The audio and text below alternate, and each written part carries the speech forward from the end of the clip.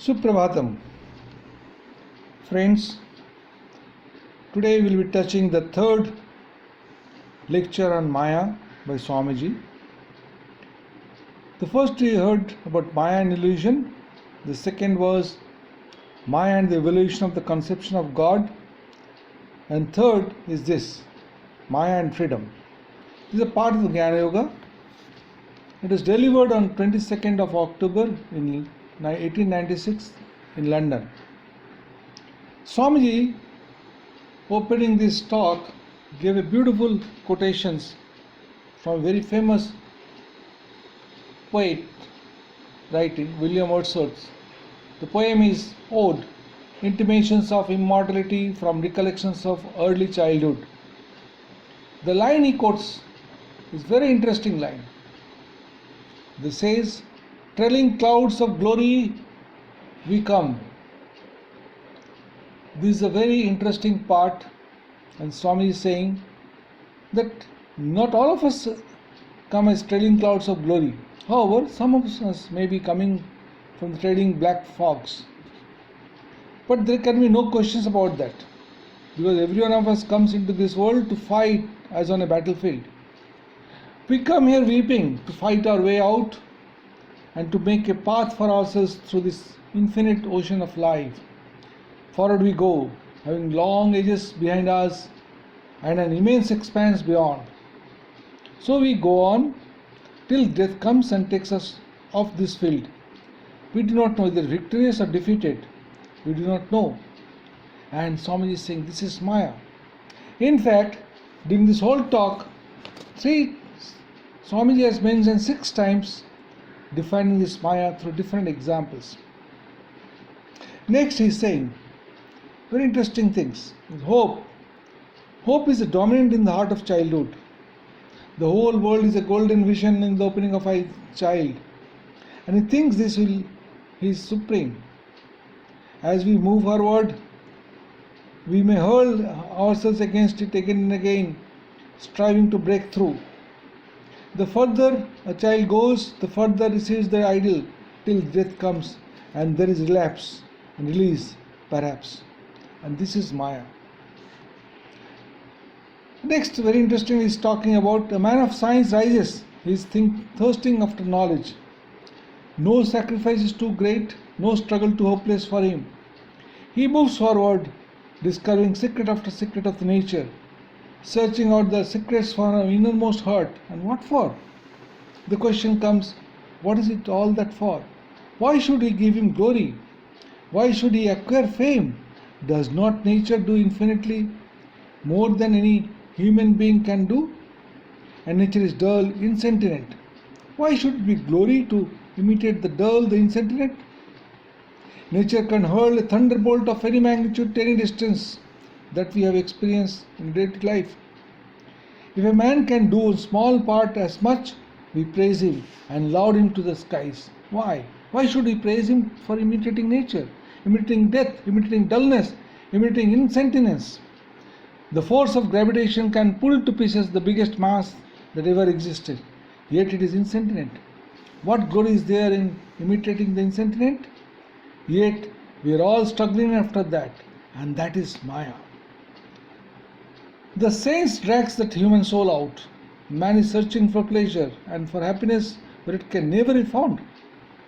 For countless ages we are all taught that this is futile and vain. There is no happiness here. But we cannot learn. It is impossible for us to do so except through our own expenses. We try them and blow comes. Do we learn them? Not even then.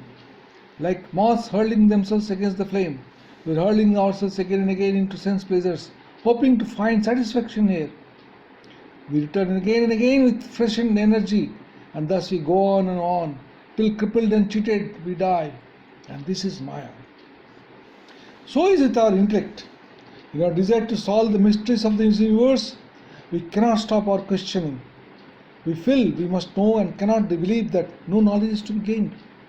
A few steps and there arises the wall of beginningless and endless time which we cannot surmount. A few steps, and there appears a wall of boundless space which cannot be surmounted, and the whole is irrevocably bound in by the walls of cause and effect. We cannot go beyond them. Yet we struggle, and still have to struggle, and this is Maya. With every breath, with every pulsation of the heart, with every one of our movements, we think we are free.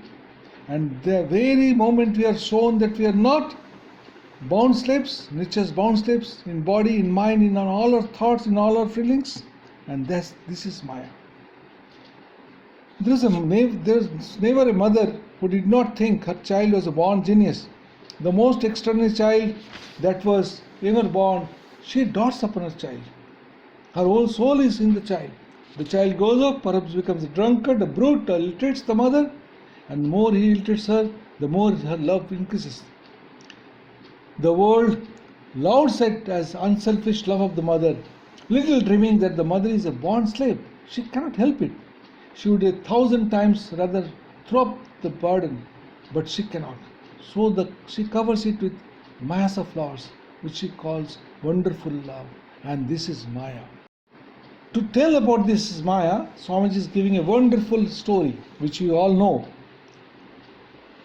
And this is a story, a legend tells us how once Narada said to Krishna, Lord, show me Maya.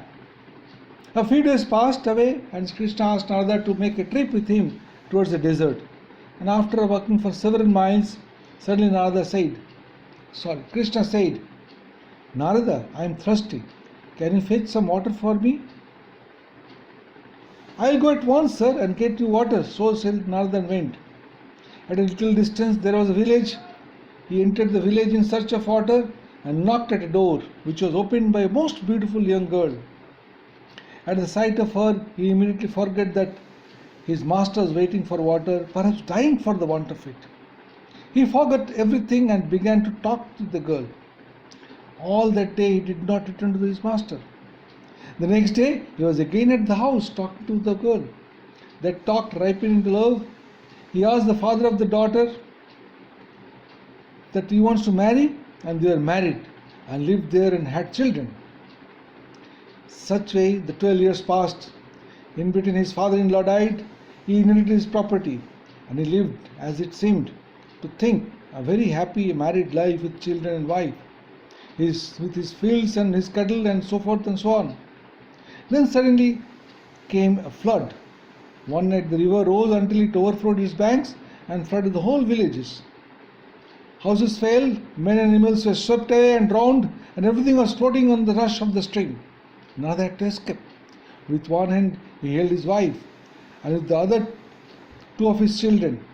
Another child on his shoulder, and he was trying to ford this tremendous flood. After a few steps, he found the current was too strong, and the child on his shoulders fell and was borne away. A cry of despair came from Narada. In trying to save that child, he lost his grips upon one of the others, and it also was lost. At last his wife, whom he clasped with all his might, was torn away by the strong current and was thrown on the bank, weeping and wailing in bitter lamentation. Behind him there came a gentle voice, My child, where is the water? Went to fetch a pitcher of water, and I am waiting for you. You have been gone for quite half an hour. Half an hour? Narada exclaimed. 12 whole years had passed through his mind, and all these scenes had happened in half an hour. And Swamiji is saying, this is Maya. In one form or another, we are all on it. It is the most difficult and intricate state of things to understand. It has been preached in every country, taught everywhere, but only believed by a few. Swamiji is saying. But until we get the experience ourselves, we cannot believe in it. What is it so? Something very terrible. For it is all futile. Time, the avenger of everything, comes and nothing is left. He swallows up saint and the sinner, the king and the peasant, the beautiful and the ugly. Time leaves nothing. Everything is rushing towards that one goal, destruction. Our knowledge, our arts, our sciences, our everything is rushing towards it. None can stem the tide. None can hold it back for a minute.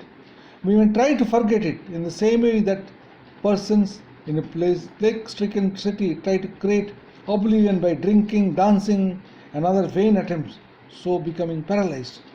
So we are trying to forget and trying to create oblivion by all sorts of sense pleasures. And Swamiji is saying, this is Maya. So, the two ways have been proposed, as Swamiji is saying. One method, which everyone knows, is very common, and that is, Swamiji, I quote, "It may be very true, but do not think of it. Make way while the sun shines, as the proverb says. It is all true, it is a fact, but do not mind it. Says the few pleasures you can do, whatever you can, do not look at the dark side of the picture, but always towards the hopeful, the positive side. There is some truth in this, but there is also danger. The truth is that it is a good motive power. Hope and a positive ideal are very good motive powers for our lives, but there is a certain danger in this. The danger lies in our giving up the struggle in despair. Such is the case with those who preach. I quote, take the whole world as it is, sit down as calmly and comfortably as you can, and be contented with all these miseries. When you receive blows, say that they are not blows but flowers. And when you say are driven about like slaves, say that you are free. Day and night tells lies to others and to your own souls, because it is the only way to live happily. This is what is called practical wisdom, and never has been very more prevalent in the world than it is in this century and the Swamiji's time also. Because never were harder blows hit them at the present time, never was competition keener, never were men so cruel to their fellow human being, and therefore must this coalition be offered. It is put forward in the strongest way at the present time, but it fails us, as it is always. It would not avail long, for long soon the roses would fade and the carrion would be worse than ever before. So with our lives. Swamiji is saying, we may try to cover our old and festering souls with cloth of gold, but there comes a day when the cloth of gold is removed and the soul in all its ugliness is revealed. So the question comes, is there no hope then? True, it is that we are all slaves of Maya, born in Maya and live in Maya. Is there no way out, no hope? That we are all miserable? That this world is really prison? That even our so-called trailing beauty is but a prison home? And that even our so-called trailing beauties and intellects and minds are prison houses, even known for ages and ages. There has never been a man, there has never been a human soul who has not felt this sometime or other, however he may talk. And the old people felt it most, because in them is the accumulated experience of a whole life, because they cannot be easily cheated by the lies of the nature. Is there no way out? The question comes. We find that with all this, with this terrible fact before us, in the midst of sorrow and suffering, in the pleasure and pain, in this whole world where life and death are synonymous, even there is a still small voice that is ringing through all ages, through all countries, through every steps, every herd. This, I quote, this my Maya is divine, made up of qualities and very difficult to cross. Yet those that come unto me cross the river of life. Come unto me, ye all that labor and are heavy laden, and I will give you the rest. Unquote. This is the voice that is leading us forward. This voice comes to mean everything seems to be lost and hope that is fled. When man's dependence on his own strength has been crushed down, and everything seems to melt away between his fingers, and life is hopeless to him, then he hears this question, voice. This is called religion, Swamiji is saying.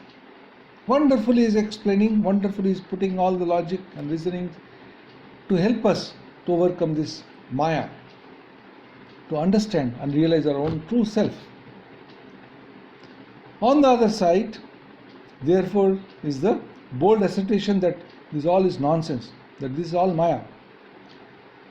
And beyond this Maya, there is no way out. Don't bother your herds about such nonsense as religion and metaphysics. Live here, this is a very bad world indeed, but make the best of it. Which put in plain language means live a hypocritical, lying life, a life of continuous fraud, covering all souls in the best way you can. Go on putting patch after patch until everything is lost and you're a mass of a patchwork. This is what is called practical life. Those that are satisfied with this patchwork will never come to religion. Religion begins with a tremendous dissatisfaction with the present state of things, with our lives and hatred, an intense hatred for this patching up of life, an unbounded disgust for fraud and lies.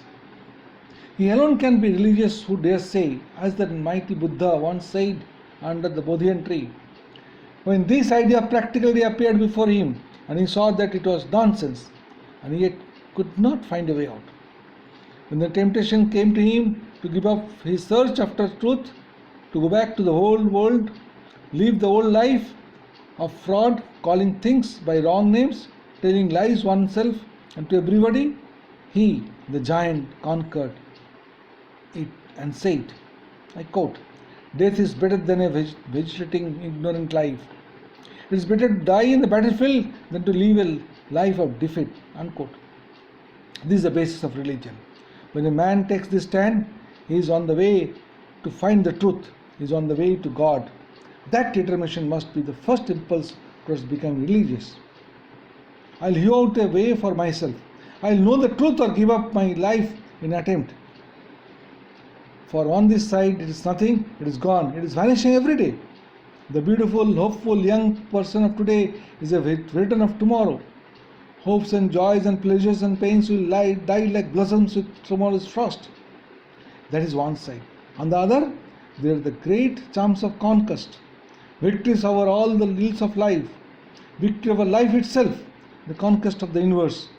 On that side, man can stand. Those who dare, therefore, to struggle for victory, for truth, for religion, are in the right side. And that is what the Vedas preach. Be not in despair, the way is very difficult, like walking on the razor's edge. Yet despair not, arise, awake, and find the idol of the goal. So far, Swamiji is talking about the Maya. Now he is talking about freedom. What is that?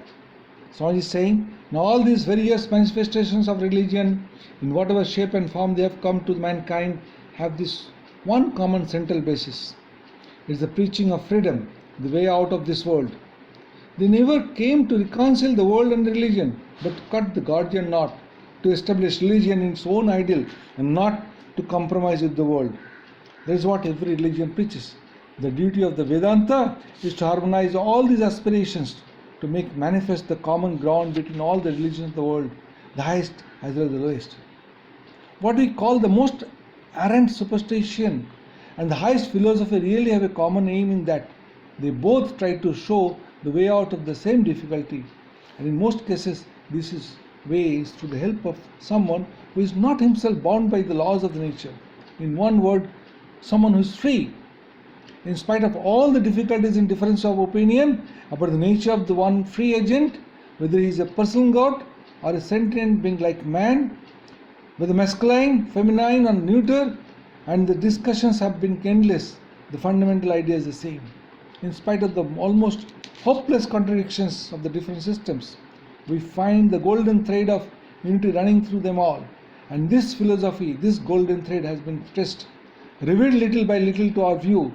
And the first step to this, as Swamiji is saying, is revelation is the common ground that all are advancing towards freedom. One curious fact present in this midst of all our joys and sorrows, difficulties and struggles, pain and pleasure, is that we are surely journeying towards freedom. The question is practically this. The question, what is this universe? From what it does arise? Into what it does go back? And whether an answer says, in freedom it rises, in freedom it rests, and unto freedom it melts away. This idea of freedom you cannot relinquish. Your actions, your very lives will be lost without it. Every moment, nature is providing us to be slaves and not free. Yet, simultaneously rises the other idea, that still we are free. At every step, we are knocked down, as it were, by the Maya and shown that we are bound. Yet at the same moment, together with this blow, together this feeling that we are bound, comes the other feeling that we are free. Some inner voice tells us that we are free, but we attempt to realize that freedom. To make this manifest, we find it difficulties almost insurmountable. Yet in spite of this, all insisting on asserting that itself inwardly, I am free, I am free. And when you study all the various religions of all this world, you will find this idea expressed. Not religion. You must not take this word in its narrow sense, but the whole life of society is the assertion of that one principle of freedom. All movements are the assertion of that one freedom. That voice has been heard by everyone, whether he knows it or not. That voice which declares, I quote, "Come unto me, all ye that labor and are heavy laden," unquote. It may not be in the same language or the same form of speech, but in the same form or the other. That voice calling for freedom has been with us. Yes, we are born here on account of that voice. Every one of these movements is for that. We are all rushing towards freedom. We are all following that voice, whether we know it or not. As the children of the village were attracted by the music of the flute player, so we all are following the music of the voice without knowing it. That's a wonderful statement made by Swamiji. He's saying, we are ethical when we follow that voice. Not only the human soul, but all creatures from the lowest to the highest have heard the voice and rushing towards it. And in the struggle are neither combining with each other nor punishing each other out of the way. Thus come competition, joy, struggles, life, pleasure and death, and the whole universe is nothing but the result of this mad struggle to reach the voice. This is the manifestation of nature. So what happens then? The sense begin to shift. As soon as you know the voice and understand what it is, the whole thing changes. The same world which was the ghastly battlefield of Maya is now changed into something good and beautiful. We no longer crush nature, nor say that the world is horrible and all this is in vain. As soon as we understand, we see the reason the struggle should be there. This fight, this competition, difficulty, joy, cruelty, pleasure, pain. We see that everyone in this nature of things, because without them there would be no going towards the voice, to attain which we are destined, whether we know it or not. All human life, all nature, therefore, is struggle to attain the freedom. The sun is moving towards the goal, so is the earth encircling around the sun, so is the moon encircling around the earth. To that goal the planet is moving. Everything is struggling towards that. The saint is going towards that voice. The sinner is also the same. The charitable man is going towards the voice, so is the hindered, the measure, the greatest worker of good hears, and the same voice, and he cannot resist it. He must go towards the voice. One stumbles more than another, and him who stumbles more than we call bad. Him who stumbles less we call good. Good and bad are never two different things. They are one and the same.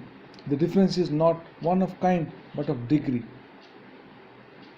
Swami is saying, now, if the manifestation of this power of freedom is really governing the whole universe, applying that to religion or spatial study, we find this idea has been the one assertion throughout.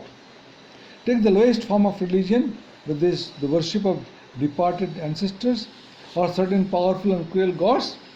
What is the permanent idea about the gods or departed ancestors? That they are superior to nature, not bound by its restrictions. The worshipper has no doubt very limited idea of the nature. He himself cannot pass through a wall nor fly up into the skies, but the gods whom he worships can do these things. What is meant by that philosophically? That the assertion of freedom is there, that the gods whom he worships are superior to nature as he knows it.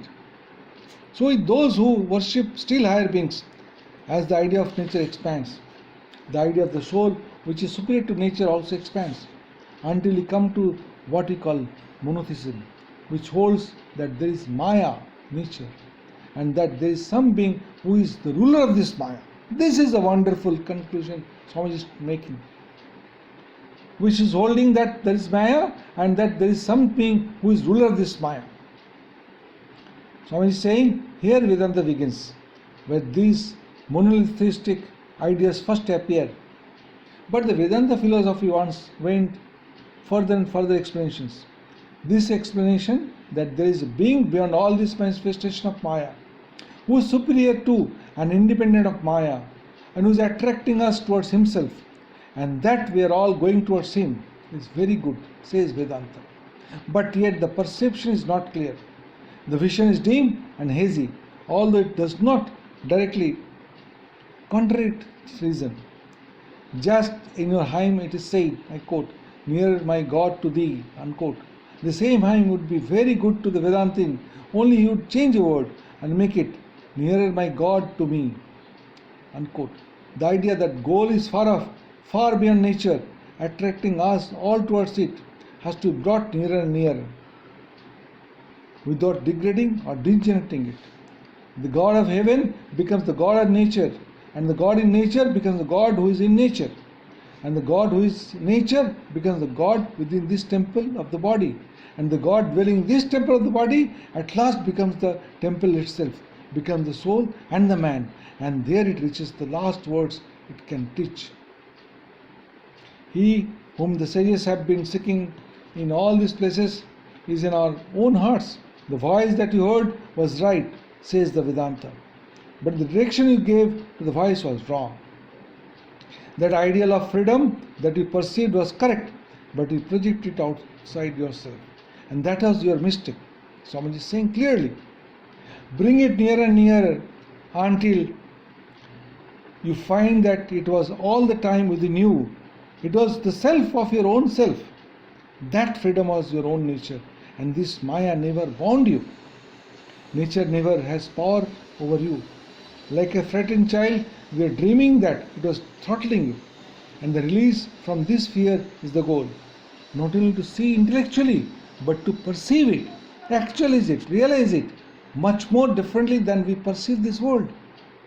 Then we shall know that we are free. Then and then alone, with all difficulties vanish, then will all the perplexities of the heart be smoothed away, all crookedness made straight, then will vanish the delusion of manifoldness and nature. And Maya, instead of being a horrible, hopeless dream as it is now, will become most beautiful. And this earth, instead of being a prison house, will become our playground. And even dangers and difficulties, when all sufferings, pain and pleasure will become defied and show us their real nature. Will show us that behind everything, as the substance of everything, he is standing, and that is the one real self. The wonderfully Swamiji, through these 3 lectures, gave a very good exposition and told us about what is Maya and how to conquer over it, and how Maya becomes a secondary and realize our own self. Hari Om Tat Sat.